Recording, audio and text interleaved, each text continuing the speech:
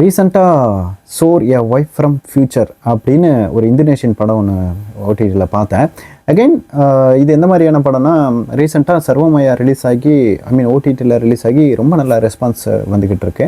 அதே மாதிரி இதையும் ட்ரெண்ட் பண்ணிக்கிட்டு இருந்தாங்க. இந்த மாதிரி இன்கேஸ் சிமிலரான படம் இதே மாதிரி இருக்குது, ஃபீல் குட்டான படம், நீங்கள் ட்ரை பண்ணுங்கள். நிறைய இடத்துலலாம் இந்த போஸ்ட் பார்த்துட்டு இருந்தேன்.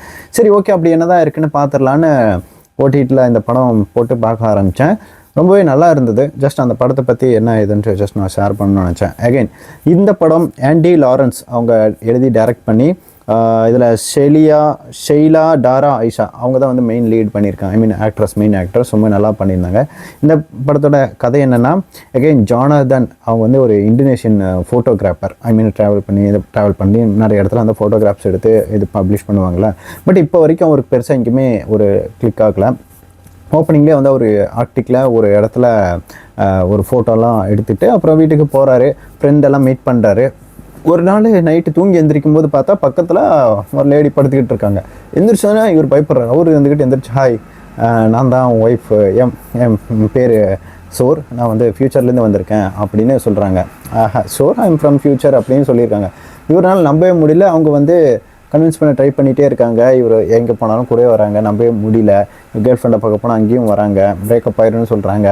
அதுக்கப்புறம் இவரும் சரி உண்மையாக நீ அப்படின்னா உண்மைன்னா நான் சில கொஸ்டின்ஸ் கேட்குறேன், கன்ஃபார்ம் பண்ணணும், ஆப்வியஸாக வெரிஃபிகேஷன் இருக்கும்ல, அந்த மாதிரி கேட்குறாரு.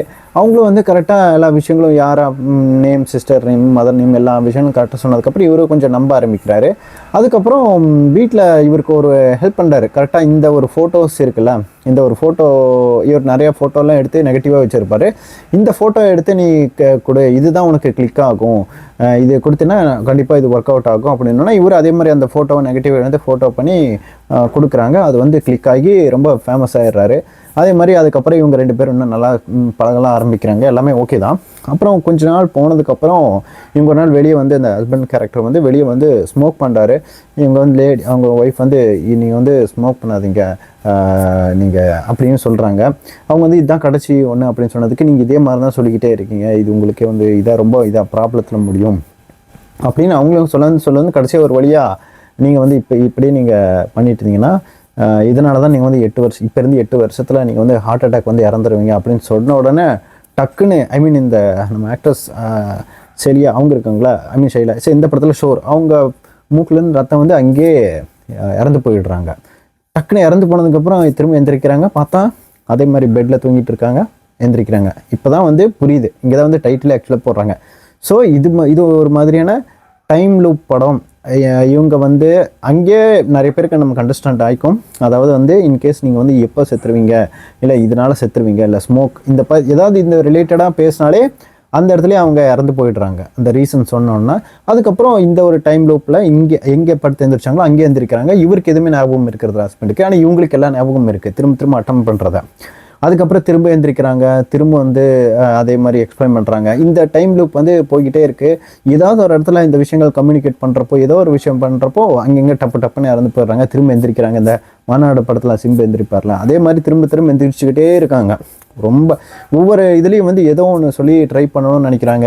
ஏன் இப்படி ஆகுது, எதனால், எப்படி நான் கண்ட்ரோல் பண்ணி ஒரு ஸ்மோக்லேருந்து கொண்டு வரலாம் அப்படிங்கிற விஷயங்கள் நிறைய ட்ரை பண்ணுறாங்க. அதுக்கப்புறம் மிச்சம் இதுக்கப்புறம் என்ன ஆச்சு, அவர் அவர் ஹஸ்பண்டை சேவ் பண்ணாரா இல்லையா, அதுதான் மிச்ச படத்தோட கதை. இன்கேஸ் கம்ப்ளீட் கதையும் வேணும்னா நான் கடைசியில் கொஞ்சம் எக்ஸ்பிளைன் டக்குன்னு முடிச்சிடுறேன். இப்போ அந்த படம் எப்படி இருக்குது என்ன எதுக்குன்னு பார்த்துக்கலாம்.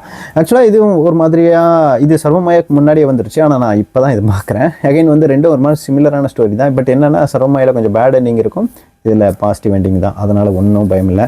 அகைன் இதில் இன்னொரு நல்ல ஒரு கான்செப்ட்னா டைம் லூப்லாம் வச்சு கிளைமேக்ஸாக டக்குன்னு ஒரு 2-3 நிமிஷத்தில் அந்த டைம் லூப் எப்படி கிரியேட் ஆச்சுன்றது கொஞ்சம் இன்ட்ரெஸ்டிங்காக சொல்லி முடிச்சிருந்தாங்க. அது ரொம்ப நல்லா இருந்தது. பட் அகைன் ரொம்ப லிமிட்டெட் ஸ்கோப் தான். அந்த எதனால் இது பண்ணுறாங்க, இந்த அளவுக்கு இது பண்ணாலே ரிசால்வ் ஆயிருமா அப்படின்ற அளவுக்கு ஒரு சின்ன விஷயத்தில் கொண்டு போய் விட்டுருந்தது தான் எனக்கு கொஞ்சம் நெடுலாம் இருந்துச்சு. மற்றபடி அவங்க பார்க்க ரொம்ப நல்லா இருந்தாங்க. படம் ஃபுல்லாக இந்த இடங்கள், சினிமாட்டோகிராஃபி, இந்த விஷயங்கள்லாம் ரொம்ப நல்லா இருந்தது. லிமிட்டடான ஒரு கேரக்டர்ஸ் தான், ரொம்ப அளவான கேரக்டர்ஸ் வச்சுக்கிட்டு ரொம்பவே நல்லா பண்ணியிருந்தாங்க. முக்கியமாக இந்த ஆக்டர்ஸ் ரொம்ப டாப் நட்சாக பர்ஃபார்ம் பண்ணிட்டு இருந்தாங்க. ஹீரோவும் அவர் பாட்டுக்கு ஒரு டீசெண்டான பர்ஃபார்ம் பண்ணியிருந்தார். அதுக்கப்புறம் ஒரு கட்டத்தில் ஏதோ ஒரு இடத்துல இவங்க வந்து டென்ஷன் ஆகிட்டு நீ என்னமோ பண்ணிட்டு போ, ஆனால் நீ வந்து திரும்ப என்கிட்ட வராது. ஏன்னா இவங்களும் ஒரு கட்டத்துக்கு ரொம்ப டயர்டாயிட்டாங்க. இவன் என்னடா இவன் இந்த நாள் திருந்துற மாதிரி கிடையாதுன்ட்டு நீ என்னமோ பண்ணி எப்படியோ போன்ட்டு இவங்க போய் ஒரு ஒரு ஒரு பொட்டிக்கில் துணிக்கடையில் வந்து ஒர்க் பண்ணிகிட்டு இருப்பாங்க. அங்கே ஒருத்தர் மீட் பண்ணுவாங்க, ஐ மீன் கொஞ்சம் பெரியவர். அவரு கூட நடக்கிற கான்வர்சேஷன்லாம் கொஞ்சம் இன்னும் கொஞ்சம் ஃபிலாசபிக்கலாக கொஞ்சம் ரொம்பவே நல்லா இருந்தது. இவங்க வந்து ஒவ்வொரு டைம் இவங்க ட்ரை பண்ணுறதும் இவங்க வந்து அந்த விஷயங்கள்லாம் பார்க்க நல்லா இருந்தது. அகைன் வந்து அந்த அட்மாஸ்பியர் ஆகட்டும், சுற்றி இருக்கிற இடங்கள், அந்த சினிமாட்டோகிராஃபி, மியூசிக் பின்னாடி பேக்ரவுண்டில் ஓடிட்டே இருந்துச்சு, அதுவும் நல்லா இருந்தது. ரொம்ப ஷார்ட் டைம் 2 மணி நேரம் ஓடக்கூடிய படம். பெருசாக அகைன் வந்து ரிப்பீட்டடாக வர்றதுனால சிலருக்கு போர் அடிக்க வாய்ப்பு இருக்குது சீன்ஸ்லாம். அதுவும் இல்லாமல் இந்த செகண்ட் ஹாஃபில் வந்து இந்த டைம் லூப் வந்து டைம் லூப் ஆகட்டும், அவர் இறக்குறது இந்த சின்ன ஒரு விஷயங்கள்னால வந்து இது பண்ணாலே இவர் அந்த ஸ்மோக்கிங்கை விட்டுருவாருன்ற ஒரு கான்செப்டில் கொண்டு போய் விட்டது எனக்கு கொஞ்சம் ஏற்றுக்கும்படியாக இல்லை. அது மட்டும் தான் எனக்கு கொஞ்சம் ஏற்றுக்க முடியாது. அது இன்னும் கொஞ்சம் பிளாட் இன்னும் கொஞ்சம் செகண்ட் ஹாஃபில் இன்னும் கொஞ்சம் இன்ட்ரெஸ்டிங்காக கொண்டு போயிருந்ததுன்னா இன்னும் கொஞ்சம் ரொம்ப நல்லா இருந்திருக்கும் அப்படின்னு நான் சொல்லுவேன். பட் அகைன் இப்போவும் பார்க்கக்கூடிய ஓரளவுக்கு நல்லாவே ஒரு டீசெண்டான ஃபீல் குட் படம். முக்கியமாக டைம் லூப்லாம் வச்சு கொஞ்சம் டீசெண்டாக இது நிறைய அவார்ட்ஸ்க்குலாம் வந்து இன்டர்நேஷ்னல் பிக்சர் நிறைய அகாடமிக் அவார்ட்ஸ் எல்லாத்துக்கும் வந்து நாமினேட் ஆகலை, ஆனால் நிறைய இடத்துல வந்து சப்மிட் பண்ணியிருக்காங்க. ரொம்பவே 8 நாமினேஷன் மேலே வந்திருக்கு. முக்கியமாக இது வந்து அதான் படத்தில் ஒரு சின்ன அவேர்னஸ் கொடுத்து அது கொடுக்குற மாதிரி ட்ரை பண்ணியிருக்காங்க. மெசேஜஸ் அங்கேங்க கொடுக்குறதும் நல்லாவே இருந்தது. ஃபிலாசபிக்கல் டைலாக்ஸ் ரொம்ப நல்லா இருந்தது. பட் அந்த நான் சொன்ன அந்த விஷயங்கள் சில விஷயங்களை தவிர இந்த படம் கண்டிப்பாக பார்க்கக்கூடிய படம். நெட்ஃப்ளிக்ஸில் இருக்குது, முடிஞ்சால் நீங்கள் ஸ்ட்ரீம் பண்ணி பாருங்கள்.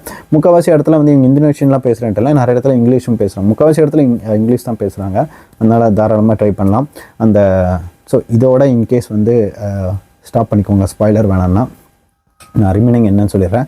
அகைன் வந்து இவங்க திரும்ப ட்ரை பண்ணிட்டே இருக்காங்க. ஒரு கட்டத்தில் வந்து இவங்க பீரோக்குள்ளே இவர் எழுதி வச்சிருக்கிற லெட்டர்லாம் பார்க்குறப்ப தான் தெரியுது இவங்க அப்பா வந்து சின்ன வயசுலேயே 4 வயசில் இருக்கும்போதே இவரை விட்டுட்டு போயிருப்பார். அதனால் இவர் அங்கேருந்து அப்படியே டிப்ரெஷனில் போயிட்டு இந்த ஸ்மோக்கிங்லாம் ஹேபிட்லாம் ரொம்ப க்ரியேட் ஆகி எப்படின்னா கொஞ்சம் அந்த விஷயத்தை நம்ம ரிசால்வ் பண்ணலான்ட்டு இவங்க அப்பாவை மீட் பண்ண இவங்க வந்து ட்ரை பண்ணிகிட்ருக்காங்க. பட் அங்கேயும் சில பிரச்சனைகள்லாம் வருது. அதெல்லாம் முடிஞ்சதும் அது எப்படியாவது இவங்க வந்து ஒரு இடத்துல இவங்களே வந்து தன்னை விட்டு கொடுத்துக்கிட்டு அவங்க அப்பா வந்து மீட் பண்ண வச்சிடுறாங்க. அதுக்கப்புறம் இவங்க வந்து அந்த ஒரு இறப்புலேருந்து இவங்க வந்து அந்த ஸ்மோக்கிங்கை விட்டுடுறாங்க. ஸ்மோக்கிங் விட்டதுக்கப்புறம் நல்லா எக்ஸசைஸ் பண்ணிட்டு ஹெல்த்தியான ஹேபிட்ஸ்லாம் ஃபாலோ பண்ணிக்கிட்டு இருக்காங்க. அப்போ வந்து இவராக சில விஷயங்கள் உள்ள தோணி அதுக்கப்புறம் ஃபோட்டோஸ்லாம் நல்லா ஃபேமஸ் ஆகி பெரிய ஃபோட்டோகிராஃபர் ஆனதுக்கப்புறம் உண்மையாகவே அந்த ப்ரெசென்ட்டில் இவங்க வந்து ஒரு இடத்துல மீட் பண்ணுறாங்க. 2 பேரும் டச் பண்ணுறப்போ அந்த கம்ப்ளீட் விஷயங்களும் வந்து போது இவங்களுக்கும் புரிஞ்சுக்குது. அதுக்கப்புறம் கிளைமேக்ஸில் படம்லாம் முடிஞ்சதுக்கப்புறம் தான் அந்த அந்த டைம் லூப் எப்படி க்ரியேட் ஆச்சுன்றதெல்லாம் கொஞ்சம் இன்ட்ரெஸ்டிங்காகவே சொல்லியிருந்தாங்க. நல்லாவும் இருந்தது. ஓவராலாக ஒரு நல்ல ஃபீல் மூவி பார்த்த ஒரு ஃபீல் கிடச்சிது. இன்கேஸ் இந்த படம் நீங்கள் ஆல்ரெடி பார்த்துட்டிங்கன்னா உங்களுக்கு எப்படி இருந்துச்சுன்னு சொல்லுங்கள். பார்க்கலன்னா ட்ரை பண்ணி பாருங்கள் ஓகேவா இல்லையான்னு. வேறு ஏதாவது இன்னும் நல்ல படத்தோட மீட் பண்ணலாம். தேங்க்யூ.